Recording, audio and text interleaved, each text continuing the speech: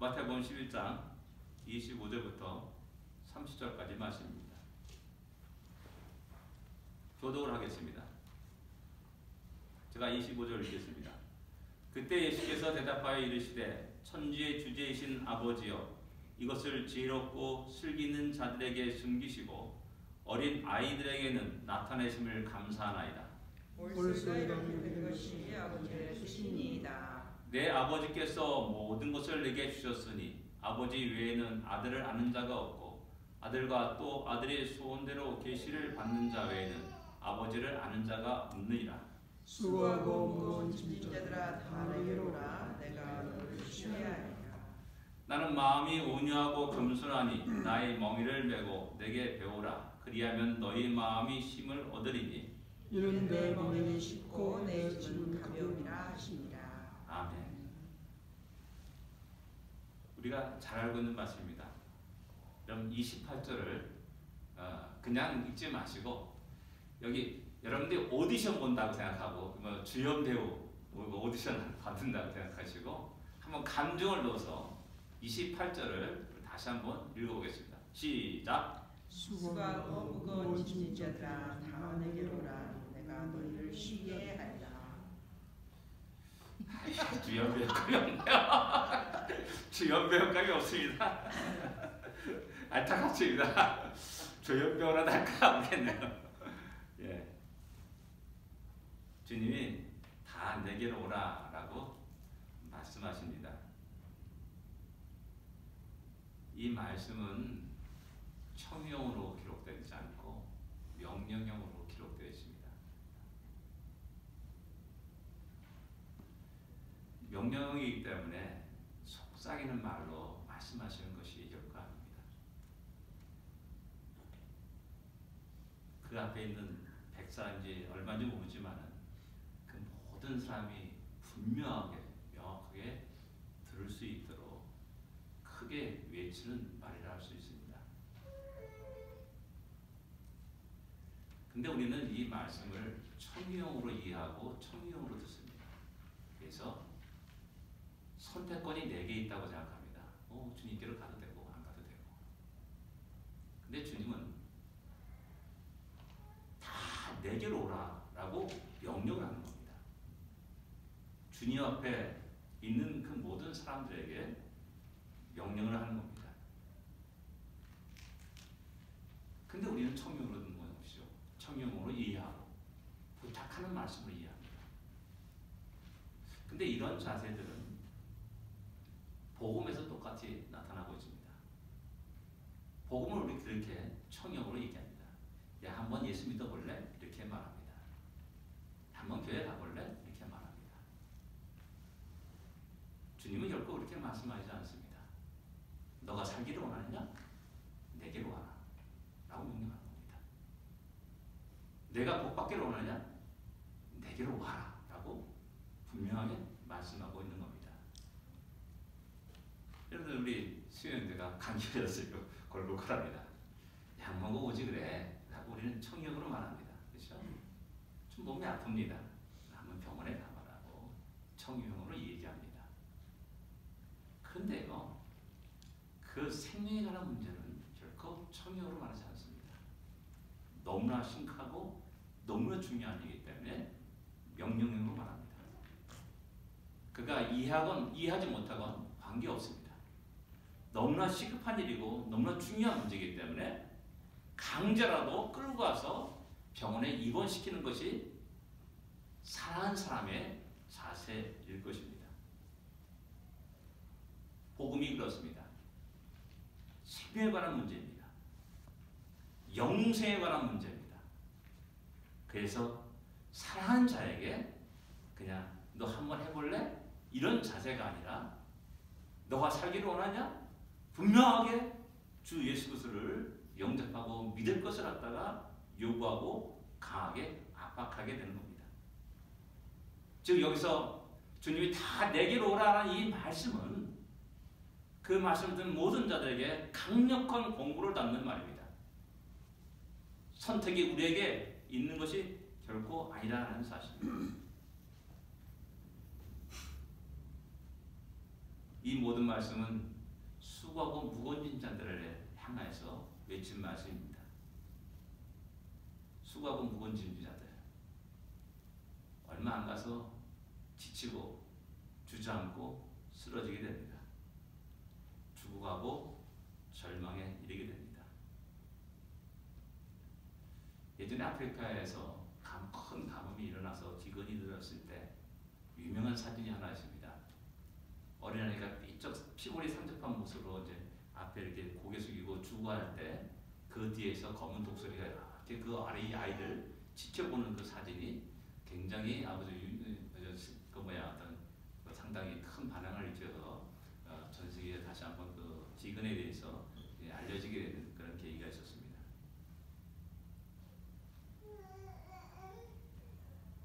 주님은 그런 자들을 향하여서 다 내게로 오라라고 말씀하고 있는 겁니다. 그런 자들에게 평안이 있을 수 없고 즐거움이 있을 수 없고 노래가 있을 수 없습니다. 어떻게 보면 내가 왜 추구한지도 알지 못한 속에서 원망하면서 자기 생을 마감할 수도 있습니다. 우리 이 땅에 이렇게 어렵고 힘들게 살기 때문에 우리 심령 또한 역시 마찬가지로 황폐되어가는 과정을 겪게 됩니다. 눈에 안 보이기 때문에 우리는 그것을 심각하게 느끼지 못합니다. 근데 뭔가 각박해져요. 뭔가 참 힘들어지고 모든 것이 어려워지게 되고 그런 것들을 보게 되고요. 즐거움이 사라지게 되고 얼굴에 웃음이 사라지고 밝음이 사라지게 되는 그런 모습을 보여주고 있다는 겁니다.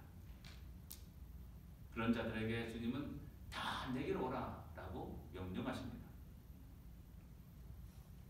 모두 인생 한번 돌아보시기 바랍니다. 한 번도 걱정 근심 없이 살아가는 때가 언제 있었습니까? 늘 두려움과 걱정 속에 살아갑니다. 공포 속에 살아갑니다. 그리고 하나님이 주신 것들을 누리지 못하는 어리석음 속에 살아갑니다. 예전에 우리나라에 성수대교 무너졌습니다. 그때 여러분들 다리 건널 때마다 여러분 어떤 마음이 듭니까? 혹시 이것도 무너지는 거 아니야? 라고 걱정하면서 살지 않습니까? 상품백까지 무너졌습니다. 백화점 들어갈 때마다 어떻게 됩니까? 이것도 무너지는 거 아니야? 라는 그 두려움들이 늘 우리 안에 있지 않습니까? 전쟁, 테러, 자연재해, 지진, 불난거 그런 모든 것에 대한 걱정과 근심 속에 살아갑니다. 최근에 이제 한국에서 유명한 그 책이 하마터면 내가 열심히 일할 뻔했다라는 책 제목입니다. 그게 무려 14만 부가 팔렸다라고 얘기합니다.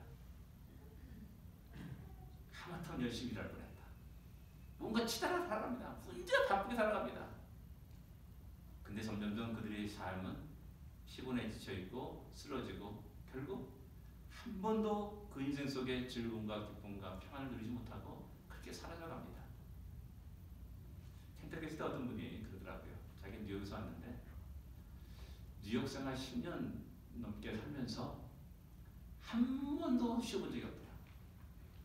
1년 365일 열심히 일찍 일어나서 저녁 늦게까지 아주 쉬는 날 없이 주일날도 쉬지 않고 열심히 이렇게 살았다라고 이렇게 얘기하는 분을 봤습니다. 우리의 모습이 그렇지 않나 하는 생각을 하게 됩니다. 늘 그런 속에서 긴박하게 살아갑니다. 한 번도 평안을 누리지 못하고 살아갑니다. 세상의 가치관 속에서 세상이 원하는 것, 승진, 돈 버는 것, 성공을 위해서 치달아 갑니다. 근데 우리의 심령은 어떻습니까? 평안이 있었습니까? 감사가 있었습니까? 정반대로 삭막한 나의 심령을, 황폐된 내 심령을 그렇게 발견하게 되고 병든 내 모습, 쇠약해져가는 내 모습을 발견하게 됩니다. 오늘 우리는 이 주님의 명령을 들어야 됩니다. 주님의 명령을 들어야 됩니다. 주님의 명령을 마음속에 새겨야 됩니다. 주의 명령에 순종하는, 복종하는 자가 되어야 됩니다. 엉뚱한 곳에서 엉뚱한 일을 하면서 시간 낭비하지 말고 인생 허비하지 말고 주님과 함께 참된 평안과 기쁨을 누리며 살아가는 복된 우리가 되어야 됩니다. 두 번째 우리가 생각할 수 있는 것은 내게로 오라는 그 명령의 구체적인 모습입니다. 주님께 왔습니다. 그럼 뭘 하고 있을 겁니까?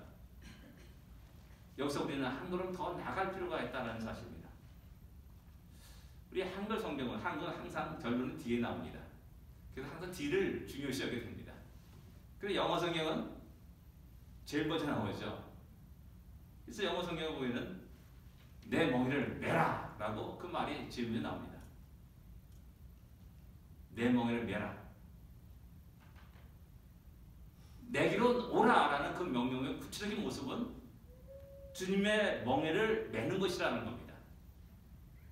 이렇게 말하면 또 힘들어지는 겁니다. 지금도 힘든데 또 무슨 짐을 지라고 하라는 거냐 라고 우리는 생각하기 쉽습니다. 근데 그렇게 얘기하는 것이 아니라 그 무거운 짐을 체인지하라는 말입니다. 내가 주님의 멍에를 메기 위해서는 내가 짊어지고 있는 그 무거운 짐들을 내려놓아야 됩니다. 내려놓아야지 주님의 멍에를 낼 수 있지 않습니까? 근데 우리는 자꾸만 내가 짊어지고 있는 그 무거운 짐을 짊어지고 거기에 또 다른 멍에를 짐을 짊어지려고 하는 그런 어리석음을 범할 때가 많습니다. 이것이 우리 신앙생활의 율법주의라고 말할 수가 있습니다.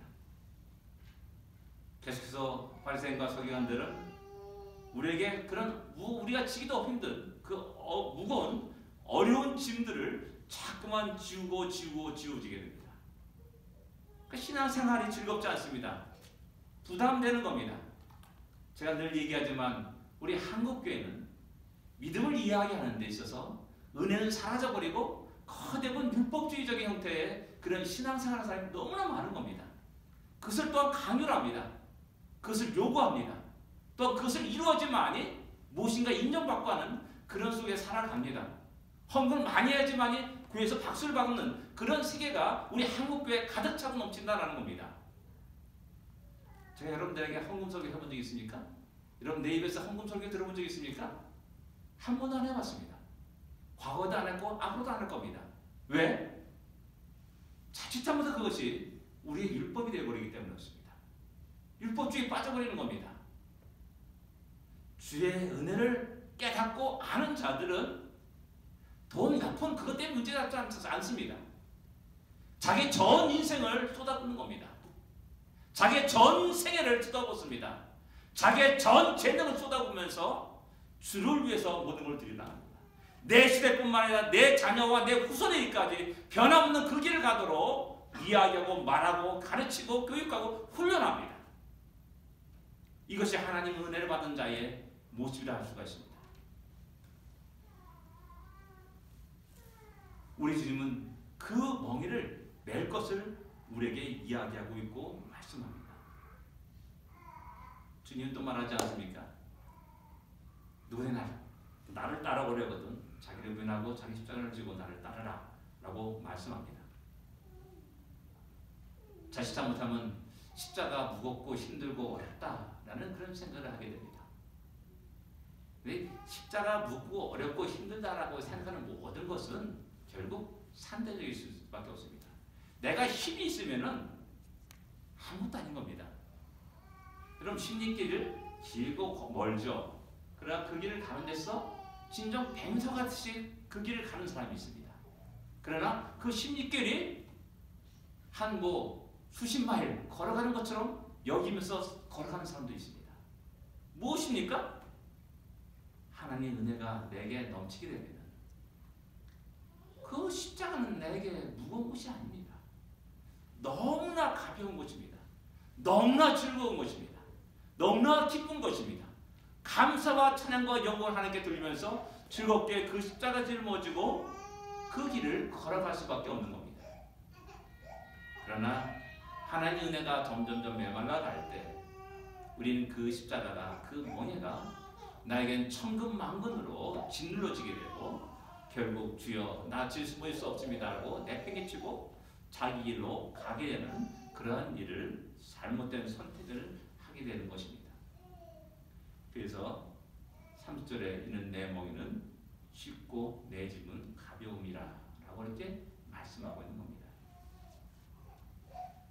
주님께 가는 것, 그것은 두 번째 주님에게 배우는 것입니다. 내 몽에를 메고 내게 배우라 라고 말씀합니다. 우리가 무엇인가를 하기 전에는 무엇인가 풍성한 배움이 있어야 됩니다. 근데 우리는 이것을 소홀히 합니다. 공부하는 거 재미없지 않습니까? 공부하는 게 취미인 사람은 아마 이 세상에 없을 겁니다.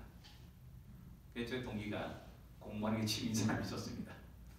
참 신기해요. 참 제가 어떻게 저렇게 살아갈 수 있을까 할 정도로 그 책 속에 파묻혀 사는 사람이 있었습니다. 그러나 중요합니다. 그렇기 때문에 힘들어도 싫어도 그 일을 합니다. 잠언서 19장 2절에 지식 없는 소는 선하지 못하고 발이 급한 사람은 잘못 가느니라 라는 말씀이 있습니다. 내가 무엇을 하기를 원합니까? 그것에 대한 지식이 내 안에 가득 있어야 됩니다. 이것을 게을리하게 되면 곧 이것을 무시하고 팽개치고 먼저 뛰쳐나가게 되면 발이 급한 사람 잘못 간다라고 잠언서는 말씀하고 있는 겁니다. 그래서 주님은 내게 배우라 라고 말씀하고 있고 명령하고 있습니다.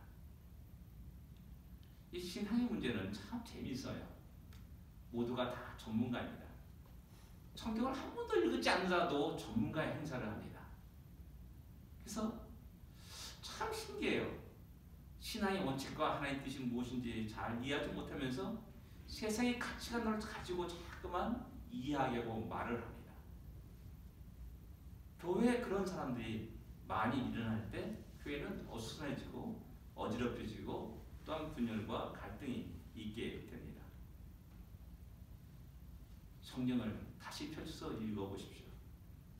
우리가 생각했던 그 가치관과 전혀 다른 세계가 그 안에 있음을 발견하게 됩니다. 역사서를 한번 읽어보십시오.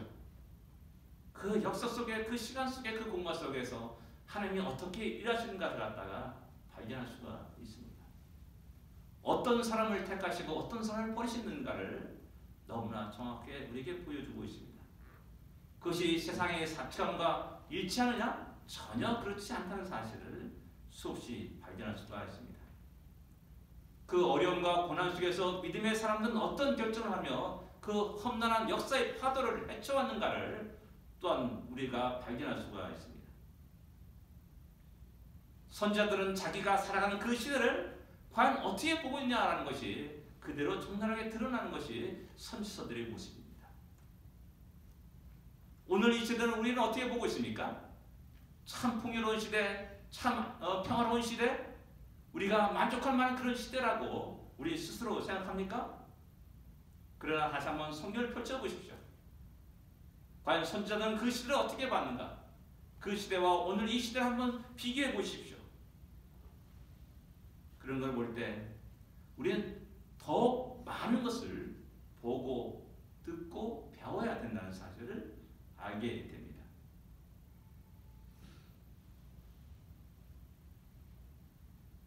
우리 깊은 내면에 있는 내 변하는 감정들, 그런 것들을 솔직하게 토해내는 것이 시편의 기록들입니다. 그 시대의 문화와 배경들, 지리에 대한 지식이 풍성할 때 하나님에 대한 바른 그 은혜가 하나님의 뜻을 바르게 깊이 더 알 수가 있다는 사실입니다. 우리가 하나님의 일을 하면서 쉽게 지치는 이유가 무엇입니까? 계속해서 그 일을 지속하지 못하는 이유가 무엇입니까? 결국 내 자신이 빈 깡통이라는 것을 말하는 겁니다. 나올 게 없어요.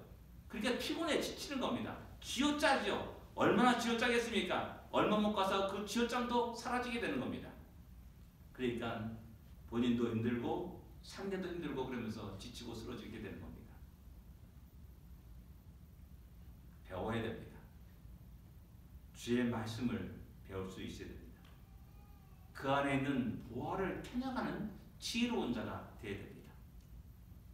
그 안에 있는 하나님의 크고 놀라운 뜻과 계획들, 원대한 방대한 우리를 향하신 그 놀라운 뜻들을 발견할 수 있어야 됩니다. 제가 늘 얘기하지 않습니까? 아브라함 한 살을 딱 지목해서 데려오면서 말하는 게 뭡니까? 너를 큰 민족이 되겠다라고 말하는 겁니다. 자식이 없었습니다. 주님이 제자들 11명을 불러 모십니다.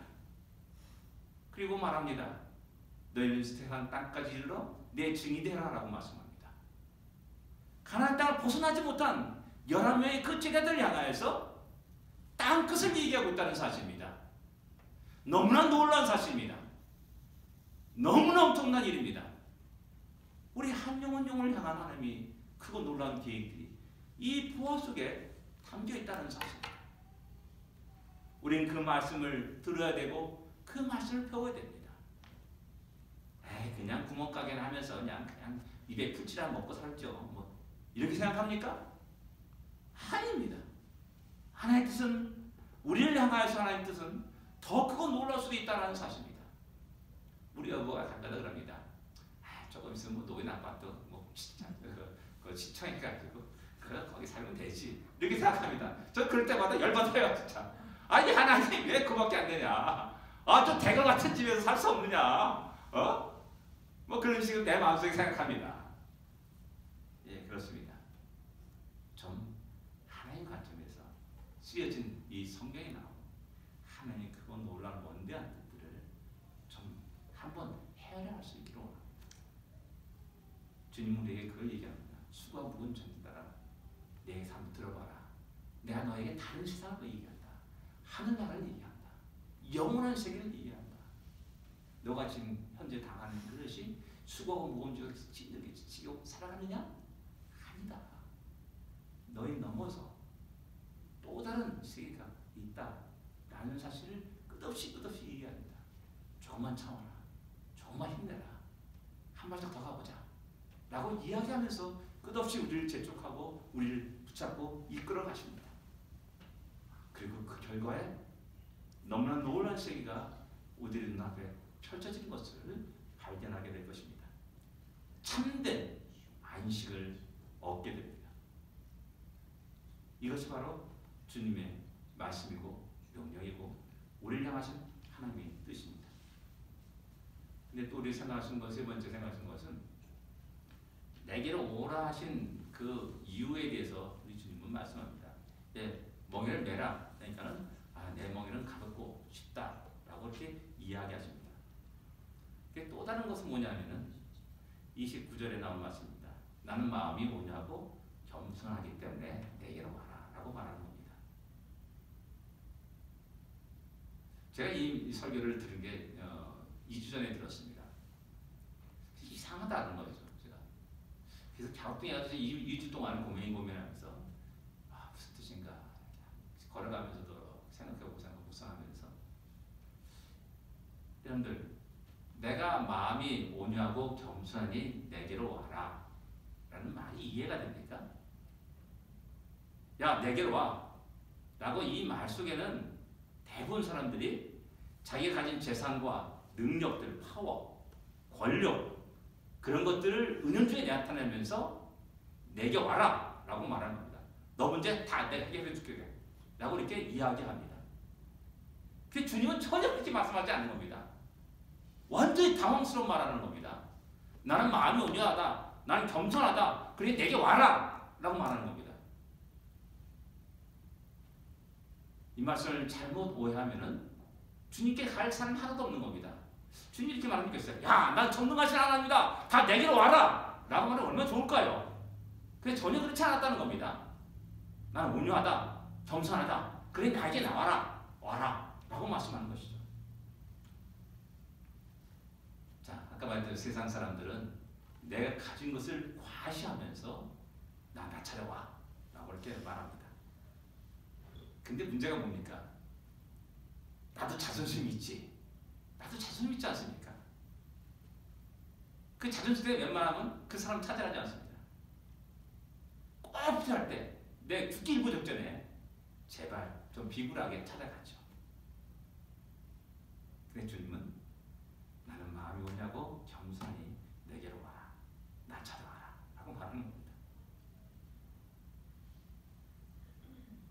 온유함이란 무엇입니까? 어떤 상황에서도 흔들리지 않는 마음의 상태를 말합니다.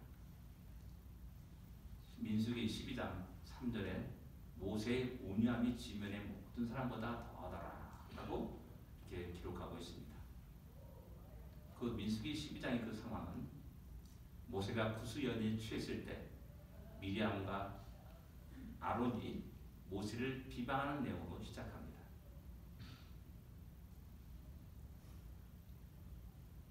그럴 때 모세의 마음은 과연 어떠셨습니까? 가장 신뢰할 만한 자기의 누나고 형님입니다. 아, 형! 당신이 그럴 수가 있어? 나한테? 이렇게 말할 수가 있습니다. 그런데 거기서 모세의 온유함을 딱 얘기하는 겁니다.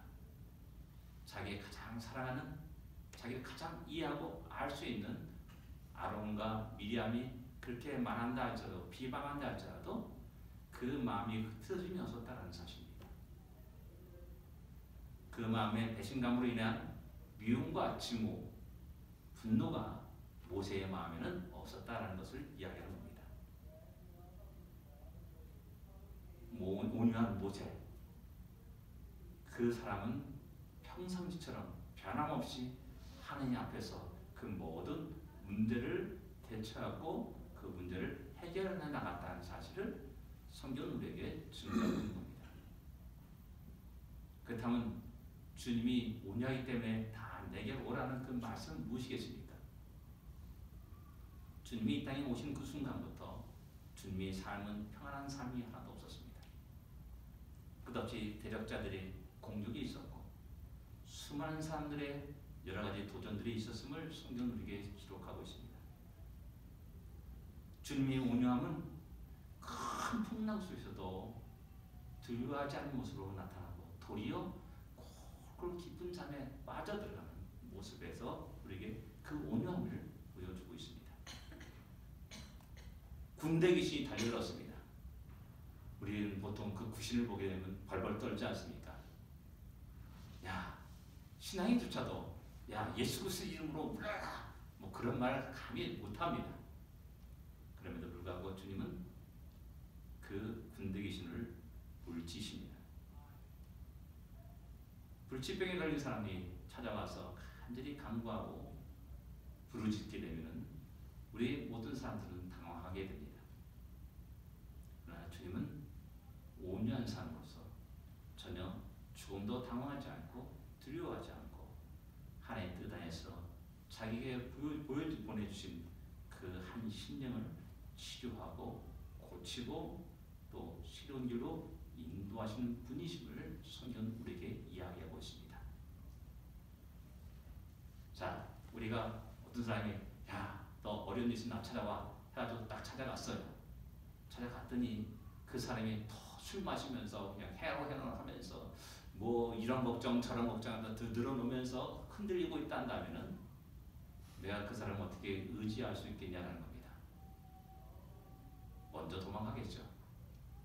그러나 우리 주님은 그 온유함 속에서 그러한 모습이 아니라 우리가 찾아갔을 때, 우리가 주의 명령대로 순종해서 다가갔을 때 참 변함없이 하나님의 뜻을 이루며 하나님의 뜻을 펼쳐 나가는 그런 흔들리지 않는 그런 분임을 우리에게 이야기하고 있는 겁니다. 우리가 충분히 의지할 만한 분입니다.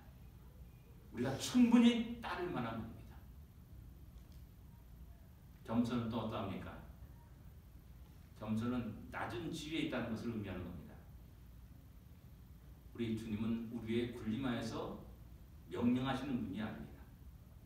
그 당시 서기관과 바리새인들 율법자들은 항상 다른 차원 속에서 살아갔습니다. 백성들과 어떤 분리된 그런 모습을 보여주고 살아왔습니다. 예전에 한 10년 넘었을 거예요. 그때 한국에 크게 그 뉴스거리가 됐던 하나의 사건이 있었습니다. 모 재벌가의 어떤 아들인가 누군가가 차를 몰고 가다가 앞에 티코가 있었습니다. 어떻게 뭐 문제가 있었나 봐요. 딱 대뜸해서 나와서 하는 얘기가 티코 타는 엑세스가 뭐 이러면서 욕을 했다는 그 얘기가 신문에 나온 적이 있었습니다. 세상은 자기가 조금 뭔가 가지면은 못 가지고 있는 자에 대한 군림하며 우습게 여기며 또한 내치는 그런 것이 세상의 속성입니다. 근데 우리 주님은 낮아지셨습니다. 우리 곁에 나오셨습니다. 나를 찾아오셨습니다. 그리고 재벌의 모습이 아니라 왕의 모습이 아니라 나와 똑같은 모습으로 내 곁에 다가오신 분이라는 겁니다. 우리는 그분을 보면서 거부할 전혀 느끼지 않습니다. 내 마음속에 있는 아픔과 고통과 신음을 갖다가 그냥 탄식하면서 또 그 얘기하면서 그분에게 이야기할 수가 있는 분이 바로 우리 곁에 찾아오신 주님이십니다. 그 말씀이 나는 겸손하다는 말입니다. 야, 나를 저 재벌처럼 대하지 마라. 저 바리새인처럼 대하지 마라. 나는 겸손한 자다. 너의 모습과 똑같이 낮아진 자다. 너의 하는 행동들, 너의 아픔과 고통과 아픔, 고통, 슬픔, 탄식 그 모든 것을 다 이해한, 다 체휼한 자라라는 사실을 우리에게 이야기하고 있는 것입니다. 이런 좋으신 주님이 우리의 주님이십니다. 우리 하나님은 우리를 위해서 그분을 우리의 인생 바로 곁에 놓으셨습니다. 보내셨습니다. 그 놀라운 은혜를 우리는 마음껏 누릴 수 있는 복된 인생이 되어야 됩니다. 그분의 귀에, 그분의 이야기에 귀를 기울이면서 그분과 함께 즐거운 우리 인생을 살아가는